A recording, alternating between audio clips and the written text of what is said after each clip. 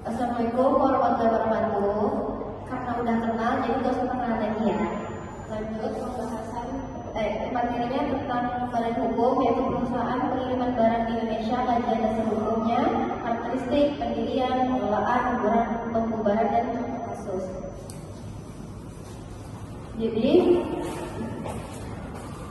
Jadi pendahuluannya, perkembangan teknologi dan meningkatkan aktivitas belanja online atau e-commerce membuat jasa pengiriman barang semakin dibutuhkan. Perusahaan seperti JNE, JNT, Cepat, Niki, dan Pos Indonesia memiliki peran penting dalam mendukung distribusi logistik Indonesia. Sebagai sebuah badan usaha, perusahaan pengiriman wajib memiliki dasar hukum dan izin yang sah serta dikelola secara profesional agar dapat memberikan layanan yang aman, cepat, dan terpercaya. Kemudian ada latar belakang. Jasa pengiriman barang memiliki peran strategis dalam mendukung kegiatan ekonomi dan perdagangan digital di Indonesia. Melalui sistem logistik yang efisien, perusahaan ekspedisi membantu memperlancar distribusi barang ke seluruh wilayah. Namun, di sisi lain muncul berbagai tantangan seperti persaingan usaha, keterlambatan pengiriman, serta kehilangan atau kerusakan barang.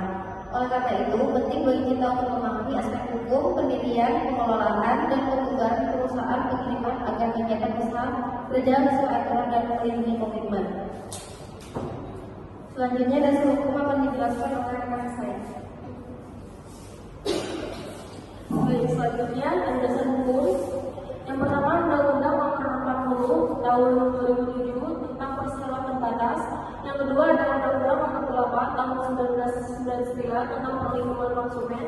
Yang ketiga ada Undang-Undang Nomor 38 Tahun 2009 tentang pos. Yang keempat ada Peraturan Menteri Perhubungan Nomor 13 Tahun 2023 tentang penyelenggaraan angkutan. Yang keempat ada Peraturan Pemerintah Nomor 8 Tahun 2021 tentang modal dasar perseroan tentang pendaftaran dan perizinan usaha.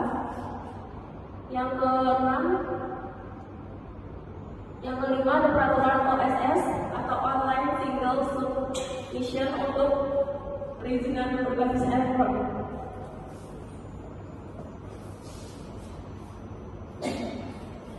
Karakteristik dan ciri-cirinya itu yang pertama adalah berbadan hukum, biasanya berbentuk perseroan terbatas.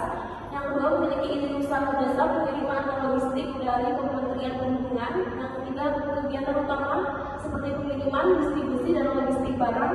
Yang keempat ada mengandalkan sistem manajemen rantai pasok dan teknologi informasi.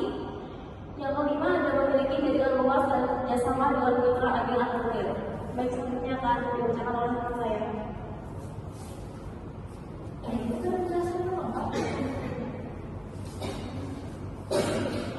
Selanjutnya ada syarat pendiriannya. Syarat administratif. Yang pertama, akta pendirian perusahaan notaris. Yang kedua, pengesahan badan hukum dari Kementerian Hukum dan HAM. Yang ketiga, NPWP dan NIB, nomor induk usaha. Yang keempat, ada izin usaha dari Kementerian Perhubungan.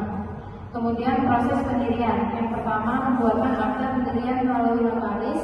Yang kedua, pendaftaran di sistem OSS, Online Single Submission. Yang ketiga, pengajuan izin operasional logistik. Yang keempat, pendaftaran merek dagang. Kemudian akan dilanjutkan oleh rekan saya. Yang pertama itu ada objek 1, yaitu keputusan umum atau apapun pemegang saham. Yang kedua ada putusan pengadilan, misalnya karena paling. Yang ketiga, berakhirnya jangka waktu perusahaan sesuai akta pendirian. Yang keempat, setelah dibubarkan dilakukan likuidasi aset, pembayaran utang, dan pencabutan status hukum perusahaan di Kemenkumham. Selanjutnya, cara JNE mengelola perusahaan. Pertama, manajemen risiko gudang. JNE punya sistem untuk mengatur risiko gudang, terutama dalam hal penyimpanan barang. Mereka melakukan analisis untuk mengetahui kemungkinan terjadinya kesalahan seperti barang hilang atau rusak, karena sebagian proses penyimpanan masih dilakukan secara manual. Yang kedua, sistem pengendalian internal. Di beberapa cabang JNE, mereka punya sistem pengawasan internal yang mengatur proses pengiriman barang supaya lebih aman maksudnya. Tapi masih ada kelemahan kayak kehilangan atau kerusakan barang. Jadi mereka terus memperbaiki lewat audit dan prosedur pengawasan yang ketat.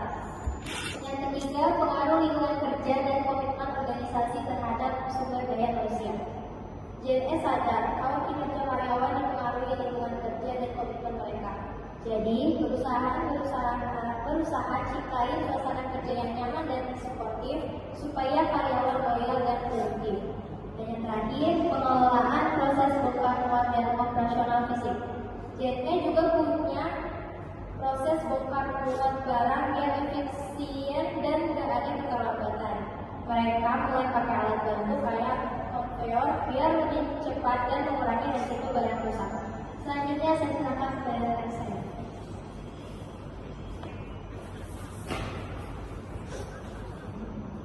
Lanjut, ciri JNE mengelola perusahaan. Yang pertama, bisnis model markas. JNE menggunakan bisnis model markas sebagai alat untuk merancang dan mengelola strategi bisnisnya. Model ini membantu perusahaan memahami bagaimana mereka menciptakan nilai bagi pelanggan, mengatur sumber daya, dan menjaga hubungan dengan mitra bisnis. Dalam hal ini, JNE berfokus pada pelayanan cepat, jaringan logistik yang luas, dan efisiensi pengiriman agar bisa bersaing di pasar jasa ekspedisi yang sangat ketat. Yang kedua, manajemen sumber daya manusia.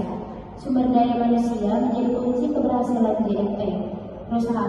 Perusahaan melakukan rekrutmen yang selektif, memberikan pelatihan berkala, dan menerapkan sistem penghargaan berbasis kinerja.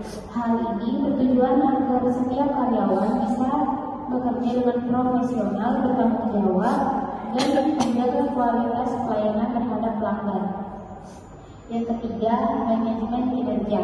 Manajemen kinerja ini, JNE menerapkan manajemen kinerja berbasis target dan evaluasi rutin. Setiap divisi, mulai dari kurir hingga manajer operasional, memiliki indikator kinerja atau KPI yang harus dicapai. Dengan cara ini, perusahaan dapat memantau produktivitas, mengevaluasi hasil kerja, dan memberikan umpan balik agar kinerja terus meningkat. Yang keempat, pengendalian mutu layanan dan servis quality. Untuk menjaga reputasinya sebagai jasa ekspedisi terpercaya, JNE sangat memperhatikan kualitas pelayanan atau servis quality. Mereka menerapkan sistem monitoring, pengiriman real time, pelayanan pelanggan 24 jam, dan penanganan cepat terhadap keluhan. Tujuannya agar pelanggan merasa puas dan percaya bahwa paketnya aman serta sampai tepat waktu. Yang kelima, standar operasional atau SOP.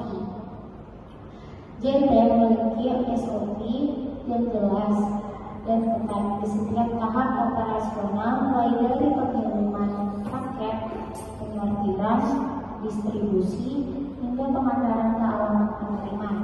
Penerapan SOP ini membuat seluruh proses berjalan konsisten, efisien, dan minim kesalahan meskipun volume pengiriman sangat tinggi setiap harinya. Yang terakhir, ada pengalaman pelanggan dan kepercayaan. JNE memahami bahwa pengalaman pelanggan adalah faktor penting dalam membangun kepercayaan jangka panjang. Mereka aktif menjaga komunikasi melalui media sosial, menyediakan fitur pelengkapan yang transparan, serta meningkatkan